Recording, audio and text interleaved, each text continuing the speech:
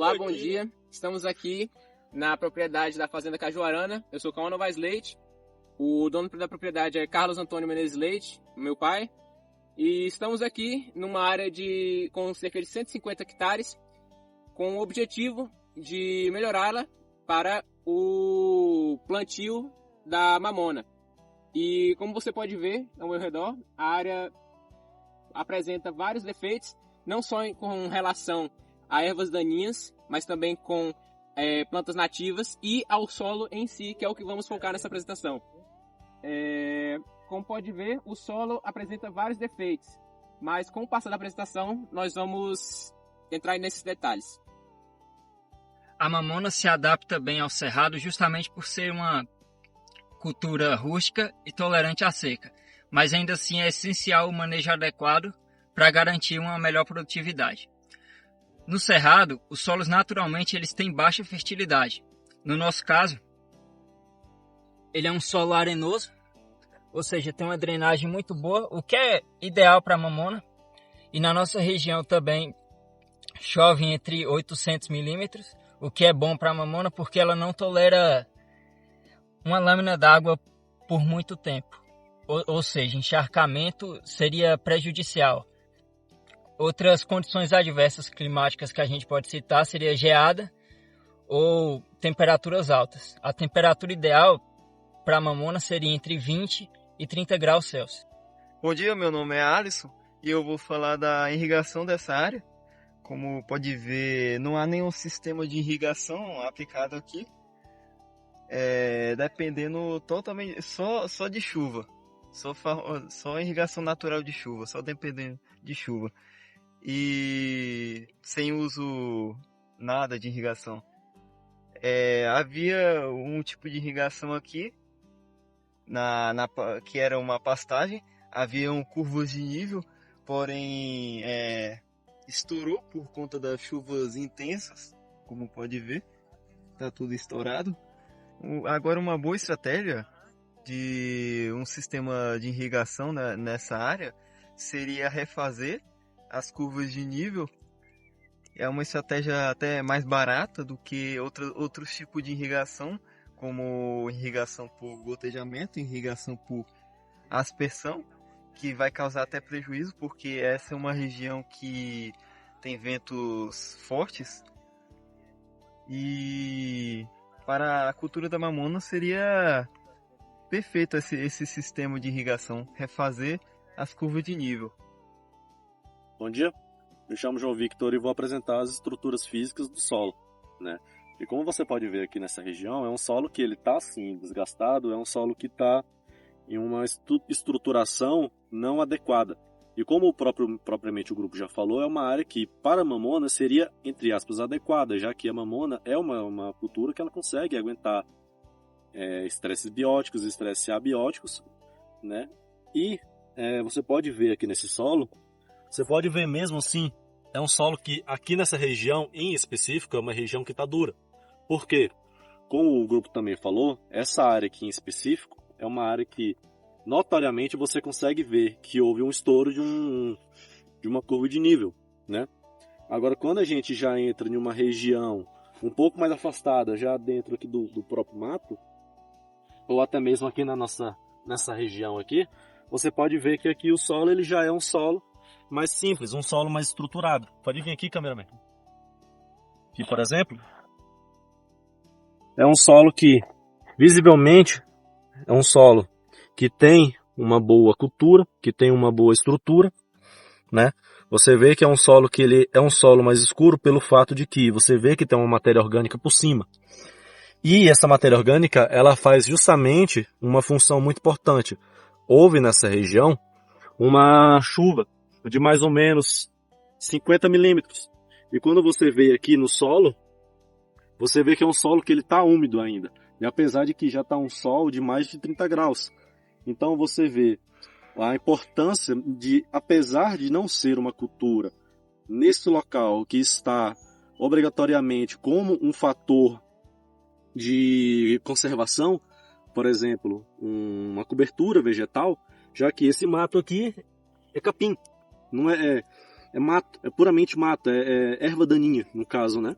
E você vê que você consegue armazenar muito da temperatura, você consegue aumentar a sua cultura orgânica, você consegue armazenar também a sua água, não deixa com que a água ela possa evaporar, fazendo assim com que você pode ver claramente novamente nesse local, por favor, cameraman, você pode ver que é um solo que aqui é um solo duro, é um solo que tá duro, né? Você vê que você tem uma dificuldade para você poder quebrar, você vê que tem uma dificuldade para você poder pegar e tal. E você vê, olha como é que é.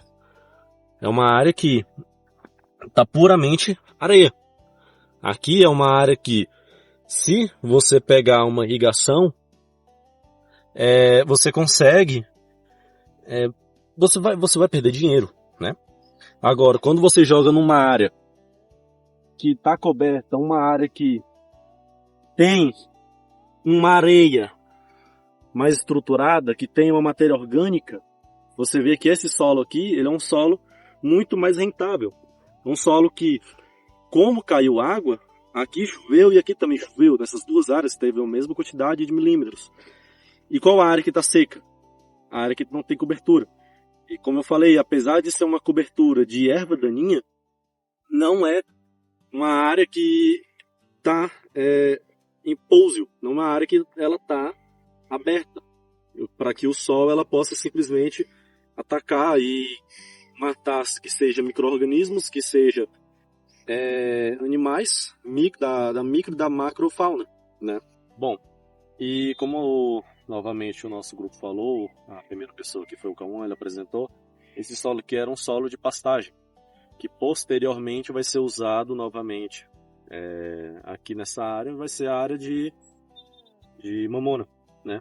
E você pode ver que é uma área que, apesar de ser uma área de pastagem, é uma área que não está compactada. Ou seja, uma área que foi pouco usada, não foi tão... houve sim um manejo muito adequado nessa área para que esse solo não fosse compactado. Houve um manejo para as plantas, né? Na estruturação delas, sim, né? E um ponto que posso falar assim que seja primordial seria, novamente, essa parte do solo. Quando você pesquisa, ou quando você coloca um solo, ou quando você vai comprar uma área, você vai preferir que a área seja como a área da antiga, ou uma área assim, uma área verde, que querendo ou não está coberta, uma área que você pega e você sente a umidade no solo. Se você pegar ali, você vai sentir ela quente. Aqui é uma areia que está fresca, ela está com a temperatura baixa. E você pode ver, novamente, nesse local, que com pouca coisa, com pouco manejo, ou seja, um investimento não tão alto, você consegue novamente fazer essa área uma área mais rentável, que seja passando uma grade, que seja passando niveladora, já que você vê que o capim é um capim que já está seco, né? Você consegue pegar daqui e essa área você fazer uma área que tenha uma maior, por exemplo, uma maior quantidade de matéria orgânica, né? E apesar de que, sim, por exemplo, se você fazer aqui um plantio de soja, um plantio que seja de qualquer outra cultura, vai haver áreas que o local onde não está bem adequado, que não está bem coberto, por exemplo, como esse local aqui, ele vai ficar uma mancha, vai ter uma dificuldade, vai ter uma produtividade menor em comparação a um solo como esse. E justamente por causa desse problema, que muitas vezes um produtor rural ele tem que investir 4 mil reais em hectares e hectares, e acaba produzindo no máximo 6, 7 mil reais por hectare e tendo uma produção muito baixa. Por exemplo, de 50 sacas por hectare. Né? Vamos usar exemplos de grandes produtores que há 20 anos atrás eles iniciaram em áreas que, como aquela área ali atrás, que é uma área de APP, né? Era uma área que ela estava daquele jeito. Por que hoje eles produzem 7 mil reais por hectare, 8, 9 mil reais por hectare? Porque eles pegaram áreas que estavam sim degradadas e compraram e fizeram sistemas de inoculação, sistemas de produção, usaram irrigação, usaram daquele solo de uma maneira que aquele solo ele pudesse ser bem utilizado, ele pudesse ser bem feito, ele pudesse ser bem estruturado. E isso fez com que produtores viraram uma grande história de sucesso na região do oeste da Bahia, né?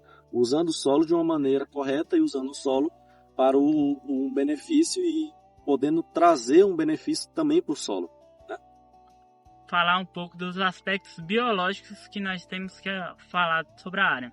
É uma área que tem presença de ervas daninhas, que nós temos que usar um controle, que pode ser tanto com herbicidas, ou então usar uns maquinários na área. Também é muito recomendado nós usar uma cobertura vegetal, pois a cultura da mamona é uma cultura sensível, mas é muito resistente à seca. Aí é muito importante nós usar uma cobertura vegetal, pois o solo é bem drenado, mas mesmo assim, como é uma região do cerrado, que não tem bastante chuva, ajuda a captar a água da chuva para infiltração no solo e manter um solo sempre rico nisso. E também melhora a vida biológica, pois a presença biológica de minhocas, fungos e bactérias são decompositores de nutrientes e faz a reciclagem dos nutrientes no solo. Fazendo isso que o solo fica rico, melhora a estrutura dele e melhora a fertilidade do solo. E deixa um solo muito produtivo, que é o que nós buscamos na área. Em Campos nós observamos que o solo é um solo arenoso, que isso possui uma boa drenagem, que vai ajudar muito a cultura, pois é uma cultura que é resistente à seca, mas mesmo assim precisa de uma quantidade de água para desenvolvimento dela, principalmente no período de floração, que é o período que mais exige a água. Além disso, nós temos que usar uma cobertura vegetal, pois uma cobertura vegetal é muito importante, pois com isso, como é uma área que não tem nenhum sistema de irrigação implantado, vai preservar a umidade no solo. Com isso vai melhorar tanto a parte química e a parte biológica do solo, pois isso é muito importante, pois quando o solo tem vida, é o solo mais rico em nutrientes, a ciclagem de nutrientes melhora. Bom, meu nome é Armando, eu vou falar um pouco sobre o manejo da área e o que deve ser feito para aumentar a retenção de água no solo e a parte de absorção da raiz da planta. Aqui a gente pode observar uma curva de nível, né? Dessa parte aqui até o bacheiro do trator ali, existe uma curva de nível. Na hora do plantio é necessário considerar essas variantes para que possa haver um planejamento melhor da parte de cobertura de solo. Você tem que levar em consideração os desníveis da área, faz com que você tenha uma perca de produtividade menor e aumenta o índice de retenção de água. Um solo muito desnivelado tende ao acúmulo de água na parte final desse solo, dessa área. Então, é importante considerar que a pastagem que vai ser escolhida para a área tem que levar em consideração esses fatores. Como é uma área nativa, a subsolação ela não é necessária, porque após a supressão de vegetação, há a necessidade você já pode vir com o plantio da gramínea, né, para manejo, a depender da intenção do uso da área. A princípio é uma área para plantio de mamona, recomenda-se a utilização de plantas de cobertura para melhorar a penetração e infiltração no solo, né? Então, o índice de CTC tende a aumentar. A planta ela auxilia na estruturação do solo, então você tem a tendência de que o solo entre em estado de erosão após chuvas mais fortes, ela é menor. E a penetração de água também acaba melhorando devido ao número de raízes presentes no solo. Após a supressão de vegetação para plantio da mamona, é necessário que seja levado em consideração a profundidade do perfil, quanto que a raiz da planta da cultura principal vai conseguir penetrar sem que haja o uso de plantas de cobertura, para que a partir disso aí a gente consiga levar em consideração a penetração da raiz da cultura principal a partir da raiz da gramínea. Também é importante levar em consideração questões de nível de relevo, saber quanto de água o solo é capaz de reter e quanto que ele é capaz e quanto é perdido de água por evapotranspiração.